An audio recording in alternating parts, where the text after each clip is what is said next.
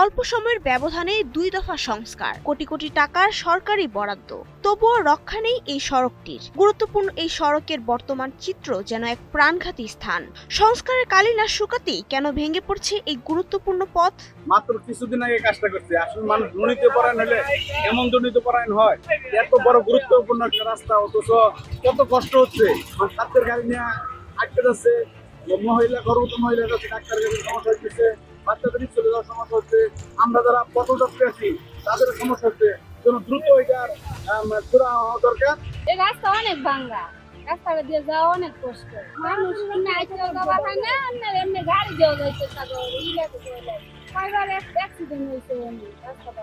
ত্রিশাল, ফুলবাড়িয়া ও টাঙ্গাইলের ঘাটের এলাকার প্রায় লাখো মানুষের যাতায়াতের প্রধান পথ এটি। অথচ বর্তমানে সড়কের বিভিন্ন স্থানে তৈরি হয়েছে বড় বড় গর্ত। ভারী যানবাহন তো দূরের কথা, ছোট গাড়ি চলাচলেরও অনুপযোগী হয়ে পড়েছে সড়কটি। আহত হচ্ছেন সাধারণ যাত্রী সহ নারী ও শিশুরা।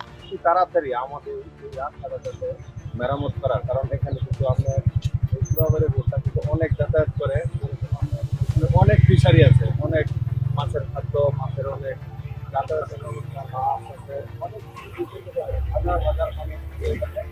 দুর্ভোগ।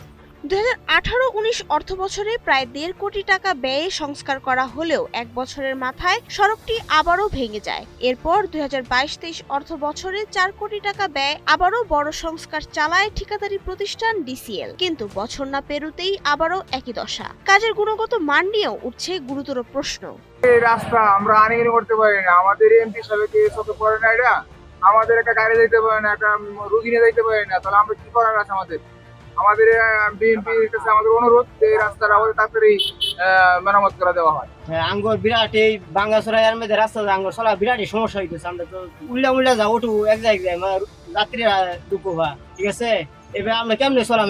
এবার তো আঙ্গুর কোনো কি হওয়ার কোনো বাউ নাই, চলার সবাই দুপুর পাইতেছে, এরতেছে, গাড়িও চালাইতে পারতেছে না ঠিক মতনে।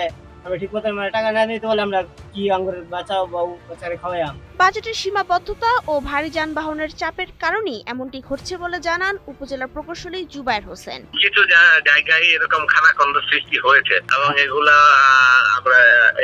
জরুরি ভিত্তিতে মেরামতের জন্য আমাদের নির্বাহী প্রকৌশলী স্যারকে জানিয়েছি। স্যার বললো যে মাত্র বছর শেষ, নতুন অর্থ বছরের মেইনটেনেন্সের টাকা বরাদ্দ এখনো আসেনি। মোবাইল মেইনটেনেন্সের উপজেলা পরিষদ থেকে ইউনো মহোদয়কে অবগত করা হয়েছে। এটা উপজেলা পরিষদ থেকে গুরুত্বপূর্ণ বিবেচনায় সংস্কারের উদ্যোগ নেওয়ার কথা বলা হয়েছে।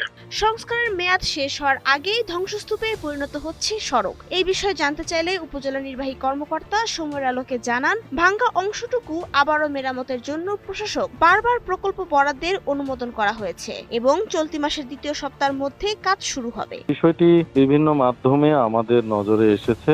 এখন পরিস্থিতির গুরুত্ব বিবেচনা করে আমরা জরুরি ভিত্তিতে ভাঙা অংশটুকু মেরামতের জন্য ত্রিশাল ইউনিয়ন এবং মঠবাড়ি ইউনিয়নের প্রশাসক বরাবরের 2টা পিআইসি অনুমোদন করেছি 3 লক্ষ টাকা করে, মোট 6 লক্ষ টাকা। তো এটা দিয়ে আমি আশা করতেছি আগামী সপ্তাহে সংস্কার কাজ শুরু হবে।